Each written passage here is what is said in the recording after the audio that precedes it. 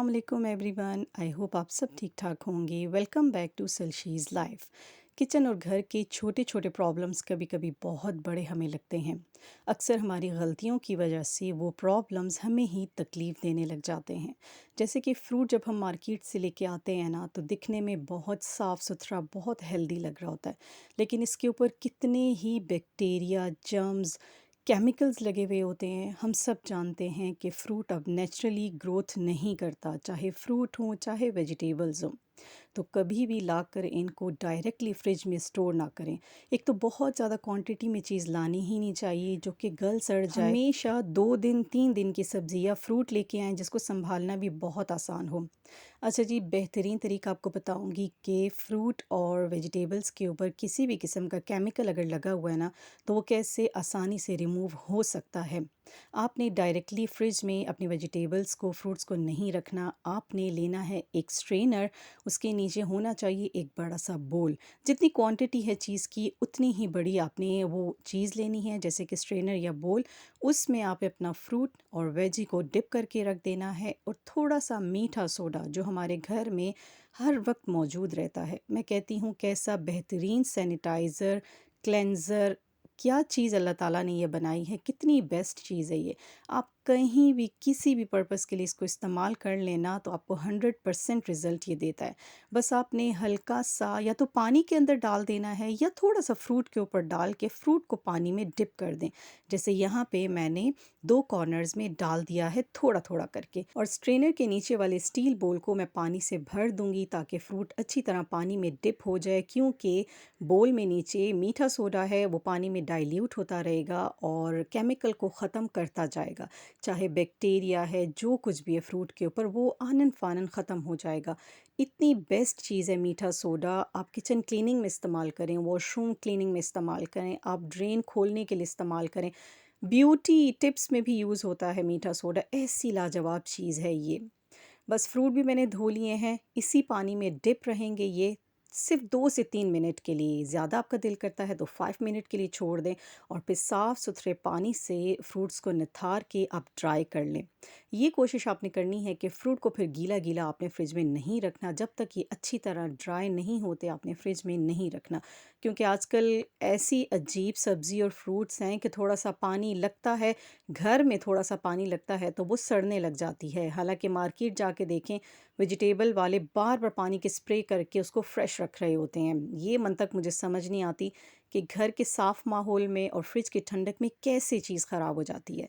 तो यहाँ 5 मिनट्स के लिए मैंने भी फ्रूट छोड़ दिया था पानी में। अब ये सोडे वाला पानी मैं बहा दूंगी, दोबारा से फ्रूट्स को वॉश करके ड्राई करने रख दूंगी। तो लाजमी ये काम करें आप लोग। आप कभी स्ट्रॉबेरीज़ या लीचीज़ को वॉश करें ना, तो आप देखें उससे कितना कलर जाता है। मैंने तो सुना है कि वाटरमेलन में भी किसी तरीके से इंजेक्ट करने लग गए हैं, ऑरेंजेस में भी इंजेक्ट करने लग गए हैं। अल्लाह ताला हमें हमारी नस्लों को महफूज रखे हर तरह की ख़तरनाक बीमारियों से। कुछ समझ नहीं आती, जितने सॉल्यूशन सोच लेना कुछ ना कुछ गड़बड़ ही होती रहती है। तो यहाँ फ्रूट ड्राई होता रहेगा, उसके बाद इसको मैं फ्रिज में रखूँगी। एक बहुत ही इजी सा हैक आपको बताऊंगी। मैंने आपसे कहा ना कि मीठा सोडा ऐसी लाजवाब चीज़ है कि हर जगह आप इस्तेमाल कर सकते हैं। बस आपको डबल टेप चाहिए और एक इस तरह का पैकेट चाहिए। तो ये हैक मैं कहाँ इस्तेमाल करूँगी अभी मैं आपको बताऊँगी। सबसे पहले तो हमने इस पैकेट को फिल कर देना है, और इसकी जो बैक साइड, फ्रंट बैक, कहीं भी आप इसके डबल टेप लगा क्योंकि दें। हमने इसको जहाँ रखना है ना, वहाँ हमने इसको स्टिक करना है और इसका मुंह ओपन करके रखना है। जब से मैं फ़्रिज में रखने लगी हूँ मीठा सोडा, मेरे फ्रिज में किसी किस्म की कोई भी स्मेल आपस में मिक्स नहीं होती। जैसे कि आपने प्याज रखा है, मैं अक्सर औकात रखती हूँ और कभी उसको ढकना भूल भी जाती हूँ, तो कभी भी दूध में प्याज की स्मेल नहीं आती। ग्रेटेड लहसुन अदरक पड़े हुए होते हैं, उनकी स्मेल नहीं फैलती। तो आज हम इसको कहाँ यूज़ कर रहे हैं, थोड़ी देर बाद आपको बताती हूँ। पहले इस पे डबल टेप लग जाए, ये एक बहुत मुश्किल मरहला होता है मेरे लिए। जैसे ही इसको खोलो ना, ज़रा सी भी बेंड होती है तो आप इसमें सारी चिपक जाती है। तो यहाँ बड़े तरीके से हमने इसकी कटिंग कर ली है, और पैकेट की बैग पे मैं इसको लगा दूंगी। और ये जी हमारा ऑर्डर को कंट्रोल करने वाला, यानी कि स्मेल्स को कंट्रोल करने वाला एक जुगाड़ तैयार हो गया है। बहुत ही सस्ता तरीन ऑर्डर कंट्रोल करने वाला जुगाड़। इस जुगाड़ को हम लगाएंगे अपने शू रैक में, अपनी शू कबर्ड में। जब हम कैजुअली जूते इस्तेमाल कर रहे होते हैं ना, शूज़ हैं, सैंडल्स हैं, स्लीपर्स हैं, जो कुछ भी है, तो पैरों में जो स्वेटिंग होती है उससे बहुत ज़्यादा स्मेल आ जाती है जूते में। एक टिप तो ये है, अगर आप शूज़ डेली बेसिस पे यूज़ करते हैं तो उसमें उनके जो पतव्वे सोल होती है ना अंदर वाली, उसके नीचे टेल्कम पाउडर थोड़ा सा डाल दें, वो उसकी स्मेल कंट्रोल करेगा। सेकंड ये है कि अगर इस तरह बंद अलमारियों में आप कैजुअल जूते रखते हैं डेली यूज़ वाले, तो इस तरह एक पैकेट में मीठा सोडा डाल के उसको अलमारी के कॉर्नर में स्टिक कर दें। लेकिन इस पैकेट का मुंह आपने खुला रखना है। ये आपकी अलमारी की सारी स्मेल को कंट्रोल करता रहेगा। आप जब जब अलमारी खोलेंगे आपको इसमें से वो बुरी सी हीक नहीं आएगी, जैसे कि अक्सर मुझे आ रही थी और मुझे बहुत टेंशन इससे हो रही थी। तो यहाँ पे मैंने इस पैकेट को स्टिक कर दिया है, इस पैकेट का मुंह ऊपर से खोल दिया है। बस ये अपना काम दिन रात करता रहेगा। आप जितने भी जूते इसमें रख लें, चाहे आपने उनमें टेल्कम पाउडर डाला है नहीं डाला, लेकिन इस कबर्ड में अब स्मेल ऐसी नहीं होगी। तो कितना सस्ता सा ये जुगाड़ है, जस्ट इन 30 रुपीज़ का ये पैकेट था जिसने मेरा ये प्रॉब्लम सॉल्व किया है। क्योंकि मीठे सोडे को मैं बहुत सारी चीज़ों में इस्तेमाल करती हूँ और इससे मैं बहुत सेटिस्फाइड हूँ। 100% ये जुगाड़ है, इसको ज़रूर इस्तेमाल करें। अगर आपको इससे भी तसल्ली नहीं होती ना, तो आप फ़िनाइल की जो टैबलेट्स आती है ना, उनको किसी पैकेट में रैप करके कॉर्नर में रख दें कबर्ड के, तो कबर्ड में खुशबू हो हम जब जाएगी। शॉपिंग करते हैं ना, तो कुछ बॉक्सेस के अंदर, कुछ पार्सल्स में भी पैकिंग मटेरियल होता है, उसको कभी भी वेस्ट नहीं करना चाहिए। बॉक्स तो ऑब्वियसली हम बहुत सारी चीज़ों में इस्तेमाल कर सकते हैं। बाज़ बहुत ही इंटेलिजेंट ख़वातीन हैं जो कि बॉक्सेस के ज़बरदस्त जुगाड़ बनाती रहती हैं, मुझे बहुत अच्छा लगता है उनको देख के। लेकिन मुझे डीआईवाई वाले काम नहीं आते। मैं बस सोचती रहती हूँ कि जो मेरी छोटे-छोटे प्रॉब्लम्स हैं ना, उनको कैसे सॉल्व करें।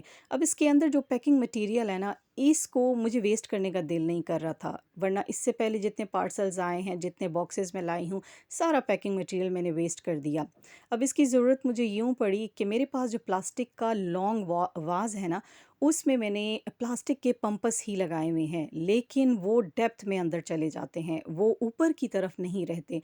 तो मैंने जुगाड़ के तौर पे इसके अंदर कुछ पहले पेपर डाले, पेपर भी नीचे बिल्कुल डेप्थ में चले गए।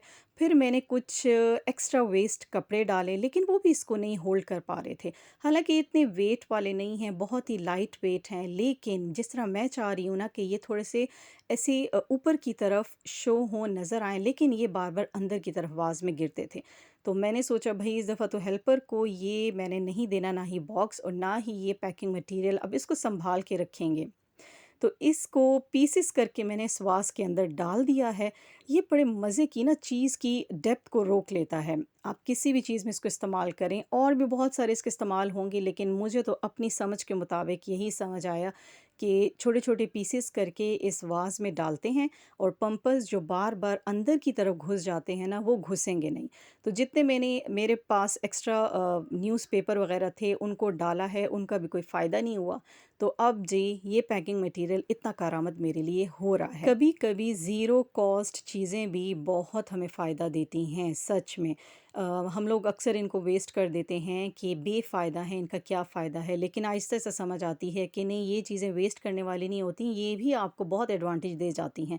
तो यहाँ इस हद तक मैंने उसको फ़िल कर दिया था कि बस पंपर्स की जो स्टिक्स हैं वो इसके ऊपर रहें, और जिस तरह मैं चाह रही हूँ कि वो शो हो, वैसे वो शो होंगे। अब इस पॉट को मैंने इतना फिल कर दिया था जितना मुझे चाहिए था, थोड़ा सा स्पेस मैंने ऊपर रहने दिया था ताकि ये स्टिक्स उसके अंदर आ जाएं। दोनों स्टिक्स को मैंने टाई करके रखा हुआ था ताकि कुछ लुक इनकी अच्छी आए। ये असल में पॉट हैं आर्टिफिशियल प्लांट्स के। आर्टिफिशियल प्लांट था नहीं शॉपकीपर के पास, तो मैंने इसमें पंपस लगा लिए थे। अब इंशाल्लाह नेक्स्ट टाइम जाऊंगी तो इसमें आर्टिफिशियल प्लांट ही लगवा के आऊंगी, और इस पंपस के लिए हम कोई और प्यारा सा क्रिस्टल का वाज रखेंगे जहां ये बहुत खूबसूरत लगे और उसमें अच्छे से एडजस्ट हो जाएं। आई होप आपको ये व्लॉग अच्छा लगा होगा। लाइक, सब्सक्राइब एंड शेयर ज़रूर कीजिएगा। अपनी दुआओं में याद रखिएगा। बताइएगा कैसी लगी ये सिंपल सी टिप्स। लूँगी आपसे इजाज़त। टेक केयर एंड अल्लाह हाफिज़।